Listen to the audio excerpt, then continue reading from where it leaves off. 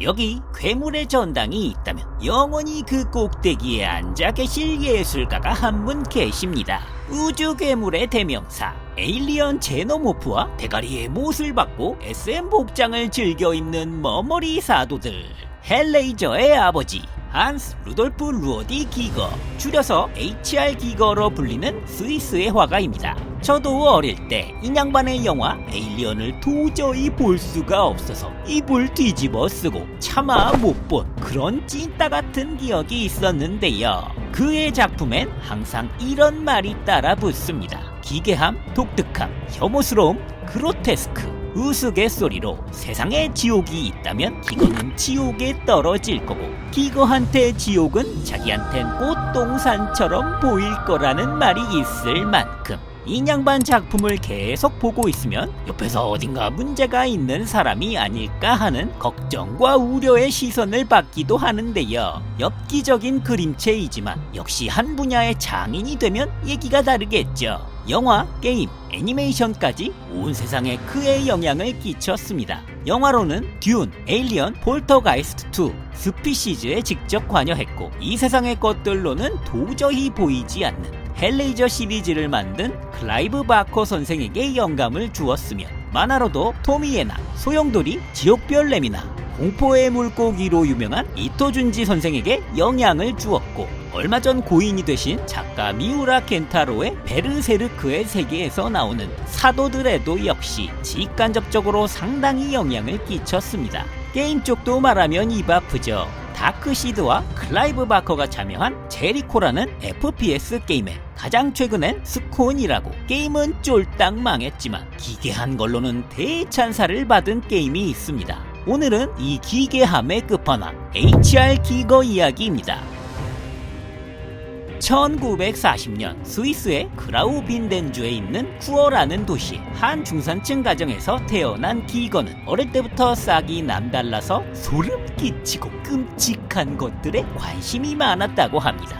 그렇게 그가 5살이 되던 해에 약사였던 아버지가 무심코 집에 들고 온 두개골 모형을 보고 어마어마한 흥미를 느끼고 몰두했다고 합니다. 그래서인지 그의 작품들엔 항상 뼈들이 두각을 나타내는 듯 하고요. 이런 어두운 걸 좋아하는 아들 레미를 그의 부모님은 편견 없이 응원하고 지원해 주었고 덕분에 그는 이런 기괴한 것들에 더 몰두하며 살바도르 달리와 장 콕트의 작품들의 영감을 받으며 성장할 수 있었습니다.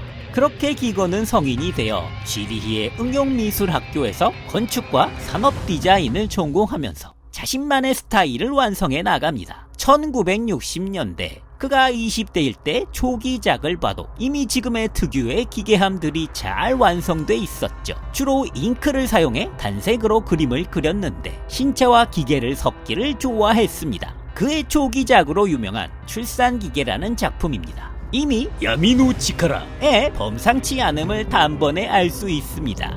그러나 신께선 모든 걸 주시진 않는 법. 개인의 개성을 중요시하는 유럽에서도 기거는 괴짜 그 잡채였죠. 안타깝게도 가뜩이나 어두운 걸 좋아하는데 외모도 어두운 편이라 본인이 외모에 컴플렉스가 있어 여성에 관심이 많았지만 항상 여성 앞에선 소심해지는 성격이었다고 합니다. 그래서 여성과의 관계도 별로 좋게 끝나질 않았죠. 애인이었던 스위스 여배우는 자살, 첫 결혼도 반년 만에 파경을 맞기도 했습니다. 그 때문인지 그의 작품에선 여성관이 뒤틀렸는지 주로 여성과 누드, 해골, 악마, 기계 등이 합쳐져 표현되고 있죠. 1970년대에 들며 기거는 본격적으로 에어브러쉬를 사용하기 시작했고 덕분에 그의 그림들은 더욱 안개 같은 몽환적이고 원근법이 더해져 더욱 심도 깊은 그림을 보이기 시작했습니다. 그렇게 바이오 메카노이드라고 초현실적이고 종말적이며 우울한 환상 속의 세계에서 왜곡된 신체와 기계를 결합시키는 그만의 스타일을 만들어냈습니다. 이렇게 괴상한 걸로 원탑을 먹으니 1973년 밴드 ELP의 앨범 자켓 공포의 두뇌 개혁으로 세상에 알려지고 지인화가 살바도르 달리의 소개로 헐리우드에도 진출해 기거는 영화 듄의 컨셉 아트 디자인을 맡게 됩니다. 막상 영화는 중간에 엎어져서 제작이 취소가 됐지만 여기서 함께 작업했던 특수효과 전문가 단 오베논이 1977년 그를 영화 에일리언에 꽂아주게 됩니다. 감독이었던 리들리 스콧에게 에일리언의 디자인으로 기거의 네크로미콘4를 추천했던 것이었죠. 스콧은 놀랬습니다. 기거의 이런 듣도 보도 못한 크리처 디자인에 리들리 스콧 역시 매료되어 대만족했다고 하죠. 사람들이 보통 저 새끼는 대체 뭐하는 놈인가 감이 안 올 때 공포를 느끼게 되는데 기거가 만든 크리처들은 이런 미지의 악몽 같은 쌍판떼기들을 다들 하고 있기에 더 무서운 법이어서 그의 크리처 디자인은 제대로 적중하게 됐습니다. 그렇게 2년이 넘는 작업을 통해 1979년 영화 에일리언은 개봉되어 대박이 났고 1980년 기거는 에일리언 세트 디자인으로 아카데미 영화상을 수상하는 영광을 누리게 됐습니다. 이후에도 그는 영화 스피시즈에도 참여했는데요. 영화는 망했지만 이런 무시무시한 크리처 세숫대야를 구현해내 찬사를 받았죠. 게임 쪽에선 1992년 도스게임으로 발매한 다크시드, 그러니까 어둠의 씨앗의 컨셉 디자이너로 참여했다고 하는데요. 게임상에서 일반 세계와 어둠의 세계를 왔다 갔다 하는 독특한 세계관을 배경으로 하고 있기에 기괴함의 마스터피스였던 기거는 훌륭하게 게임의 컨셉 아트들을 완성해냈습니다. 하나의 여담으로 게임의 최적화를 위해 제작사인 사이버 드림스는 저해상도로 시안을 기거에게 보여주었는데 이게 무슨 소리야? 이게 무슨 짓이냐, 원화를 시궁창에 니다 버릴 셈이냐 하면서 화를 내는 바람에 제작사 쪽에서 울며 겨자 먹기로 고해상도로 게임을 상향 조정해 만들었다고 합니다. 기거가 디자인한 고해상도 그래픽까진 좋았으나 게임 자체는 불편한 게임성으로 망게임으로 평가받고 있죠. 대한민국에선 동서게임 채널이 음성과 자막까지 완전 한글화해서 유통한 적이 있습니다. 하지만 한글화는 감사하지만 발번역의 음성 연기도 그 유명한 밈이죠. 하프라이프의 장비를 정지합니다. 를 뛰어넘는다고 평가될 만큼 형편없는 연기들을 선사한다고 합니다. 잠깐 체험해보자면요. 이런 위스키가 하나도 안 남았으니 나중에 델버트가 상당히 화를 내겠는걸. 안녕하세요. 저는 옆집에 사는 델버트라고 합니다. 괜찮으시다면 내일 6시에 뒤뜰에서 잠깐 만나뵙고 싶습니다.